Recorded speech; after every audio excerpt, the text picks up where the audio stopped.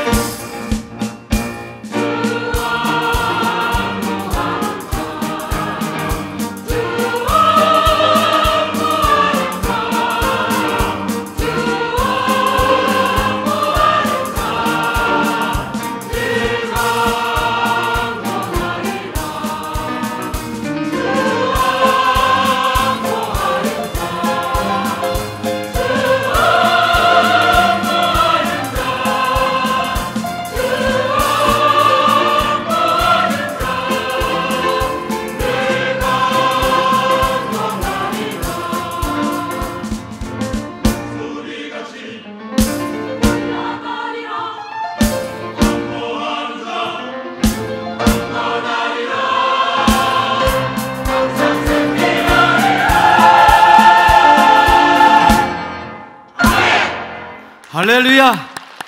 우리 성거대 아름다운 찬양을 주님께서 영광을 받은 줄로 믿습니다.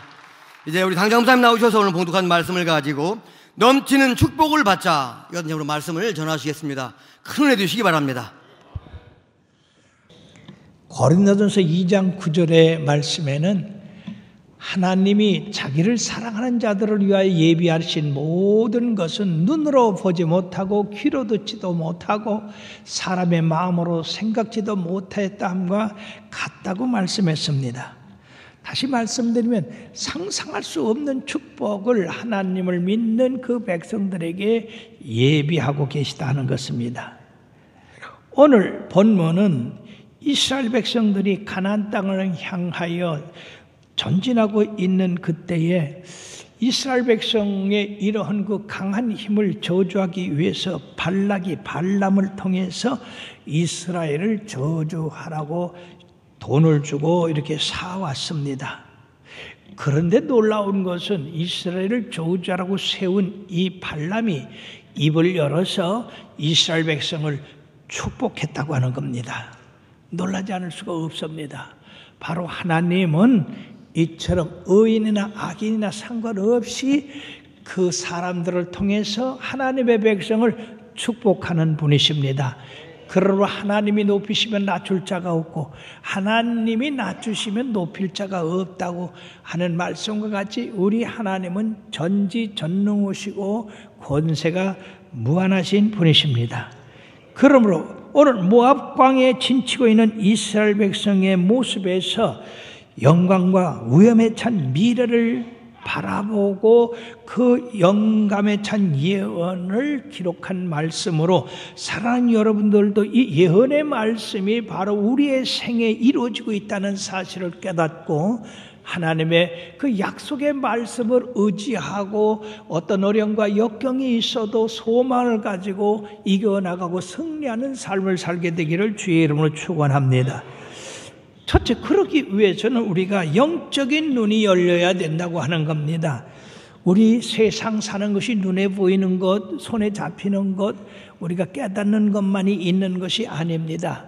우리 눈에 보이지 않고 귀에 들리지 않은 이런 영적인 세계가 있는데 이 영적인 세계는 하나님의 세계입니다.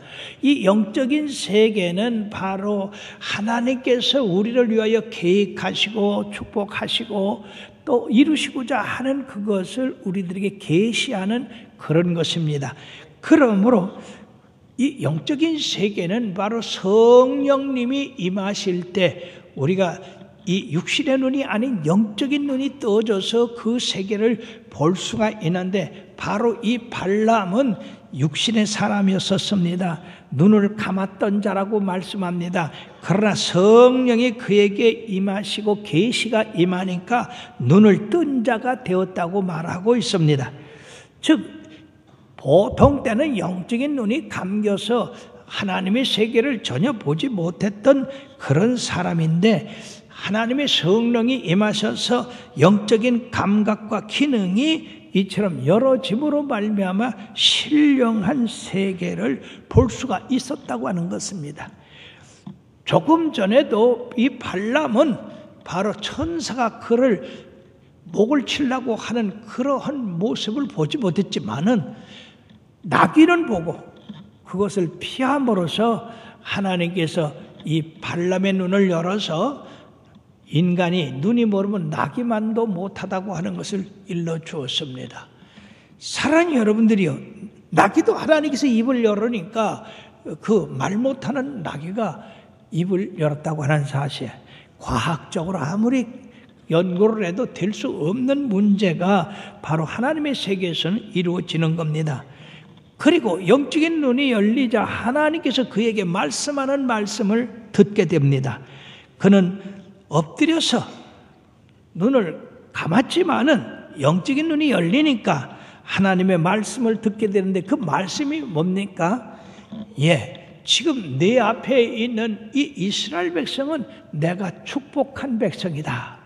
노예에서 이처럼 자유를 얻게 하려고 애굽에서 이끌어낸 백성이다.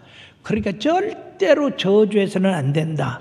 그 백성에게 축복해야 된다고 하는 말씀입니다. 그렇게 함으로써 바로 이 발람에게 전능자의 환상이 보였다고 했습니다. 이 환상은 이스라엘 백성들이 지금 광야 생활을 하지만 언젠가 정착된 그 땅에 들어가서 누릴 그 번영에 대해서 보여줬다고 하는 겁니다. 마치 요엘서의 예언처럼 사도행전 2장 17절 18절에 보면 하나님이 말씀하시기를 말세에 내가 내 영을 모든 육체에 부어주리니 너희의 자녀들은 예언할 것이요 너희의 젊은이들은 환상을 보고 너희의 늙은이들은 꿈을 꾸리라. 그때 내가 내 영을 내 남종과 여종에게 부어주리니 그들이 예언할 것이라고 말씀했습니다. 옛날에는 선지자들, 즉 구약시대에는 선지자들만 예언을 했습니다만 이제 신약에 와서는 우리 예수님께서 성령을 물붓듯 부어주심으로 말미암아 남녀가 다 예언할 수 있고 환상을 보고 꿈을 꿀 수가 있는 겁니다. 우리 교회도 초막성전에서 하나님께서 환상을 보여줌으로써 오늘에 이룰 것이라고 하는 그런 확신을 심어줬습니다. 이런 환상과 꿈은 우리로 말미암아 환경을 바라보지 아니하고 말씀을 바라보고 그리고 그 소망과 그 영광된 장래를 바라보고 우리들로 나가게 하기 때문에 어떤 어려움과 역경도 참아 나갈 수가 있는 겁니다. 오순절 성령 세례가 임했을 때 그들은 땅끝까지로 주의 증인들 되는 데는 부족한 사람이었었고 참으로 합당하지 못한 사람들이었었습니다. 그러나 성령이 그들에게 임하니까 그들이 권능을 받고 예루살렘과 온 유대와 사마리아 땅끝까지 이르러 주님의 증인되기에 부족함이 없었던 것입니다. 그러므로 성령은 말할 수 없는 힘도 주시고 능력도 주시고 지혜도 주시고 소망도 주시기 때문에 우리들이 무엇보다도 승리하는 삶을 살기 위해서는 이런 성령이 임해야 된다. 그러므로 사랑하는 여러분들이요, 성령 받기 위해서 늘 기도하시고 성령의 인도함을 받는 성도들 되어서 이처럼 축복된 길로 가게 되기를 바라겠습니다. 이 발람이 전능자의 환상을 보고 눈을 떠서 말하게 된 것은 하나님의 영적인 세계가 있는데 그 영적인 세계에 하나님의 백성들이 있고 그 하나님의 백성들을 하나님께서 축복하시고 인도하셔서 그 장래가 영광스럽고 번성하는 장래가 될 것이라고 하는 것입니다. 사랑하는 여러분, 이 세상 얼마나 혼동되고 힘들고 어렵습니까? 세상 바라보지 마시고 하나님의 약속의 말씀을 바라보고 그 약속의 말씀을 소망하고 전진하게 되기를 바랍니다. 두 번째는 이스라엘 백성에게 넘치는 축복을 주신다고 하는 말씀입니다. 여기 5절에 내 거처가 아름다워진다고 했습니다. 야곱이여, 내 장막들이, 이스라엘이여, 내 거처들이 어찌 그리 아름다운고. 즉 이스라엘 그 천막을 치고 광야에서 그 대기하는 모습이 너무나 아름답다고 하는 겁니다. 근데 사실 실제 그럴까요?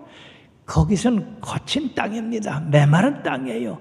식물이 없는 그 땅입니다. 그 땅에 천막을 치고 있는 그 모습이 뭐가 아름답겠습니까? 이것은 현실적인 것이 아니라 미래적인 것을 말씀하고 있는 것입니다. 하나님께서 친히 백성을 삼으신 사람들이 이후에 받을 내면적인 그러한 축복과 그리고 미래의 탁월한 영광을 바라보고 바로 그 백성이 받는 이것을 이 발람은 환상 가운데 보고 이렇게 아름답다라고 하는 것입니다. 사랑하는 여러분들이요, 여러분들을 우리 하나님이 볼 때 참으로 아름다운 백성이 되는 줄 믿습니다. 얼마나 감사합니까? 우리 현실은 그렇지 못한데 그 장막이 어찌 그리 아름다운고. 왜 아름다운가? 시편 52편 8절의 말씀에 보니까 나는 하나님 집에 심겨진 푸른 감람나무 같으며 하나님의 인자하심을 영원히 의지하리로다. 다 같이요. 그러나 나는 하나님의 집에 있는 푸른 감람나무 같으며 하나님의 인자하심을 영원히 의지하리로다. 그렇습니다. 내가 하나님 집에 심겨졌기 때문에 아름다운 겁니다. 죄 사함 받고 거룩한 백성이 됐기 때문에 아름다운 것입니다. 사랑하는 여러분들이 우리가 믿음의 조상 야곱을 바라볼 때 그가 베델에 도착해서 돌베개하고 잠을 잘 때 얼마나 쓸쓸하고 고독하고 외로웠습니까? 그 밤에 짐승의 우는 소리만 들리고 두려움이 가득한 그 밤입니다. 어둠이 깔린 그 밤에 이 야곱에게 환상이 임했습니다. 하늘문이 열리고 하늘의 빛이 쫙 땅으로 내려오는데 그 땅에서부터 하늘까지 사닥다리가 놓이게 되고 그 사닥다리 위에 천사들이 오르락내리락하는 장면을 봤습니다. 그뿐이 아닙니다. 하나님께서 보좌에 앉아서 야곱에게 말씀합니다. 야곱아, 너 누운 땅을 너와 내 후손에게 주리라. 세상에 지금 땅 한 평도 없고 자기가 누운 땅도 자기 것이 아닌데 하나님이 그 땅을 주신다고 그래요.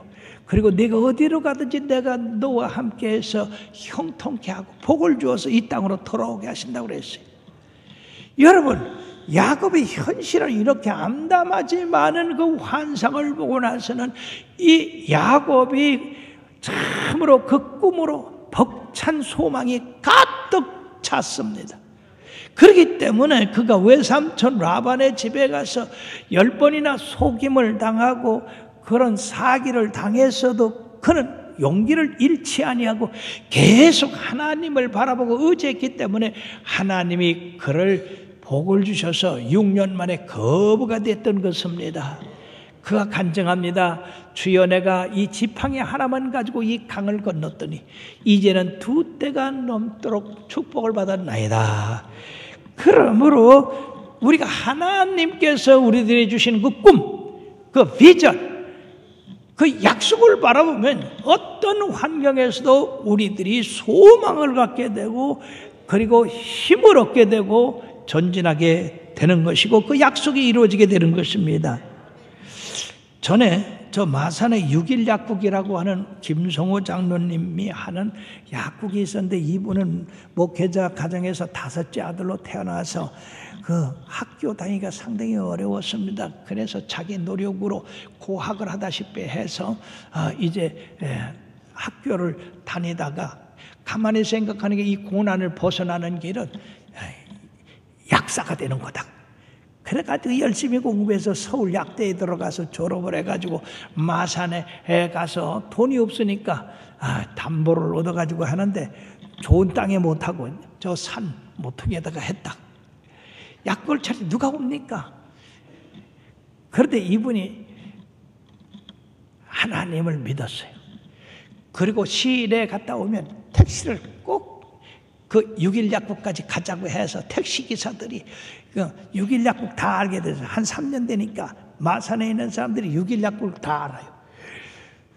근데 그는 거기 찾아오는 또 사람들에게 정성을 다해서 약을 줘줌으로 말미암아 아주 소문이 나게 돼서 6일 약국 약을 먹으면 낫는다.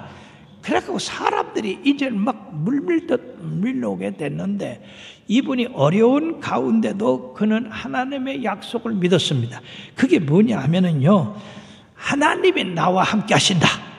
따라합시다. 하나님이 나와 함께 하신다. 하나님이 함께 하시니 내게 복을 주실 것이다. 내가 복 받으면 세계 선교에 힘쓸 것이다. 항상 그 믿음을 가졌어요. 하나님이 나와 함께 하신다. 하나님이 내게 복 주신다. 그리고 그 하나님을 믿고 성실하고 정직하고 그렇게 했더니 세상에 얼마가 되지 않아서 아주 유명한 6일 약국이 되는데 왜 6일 약국이라느냐?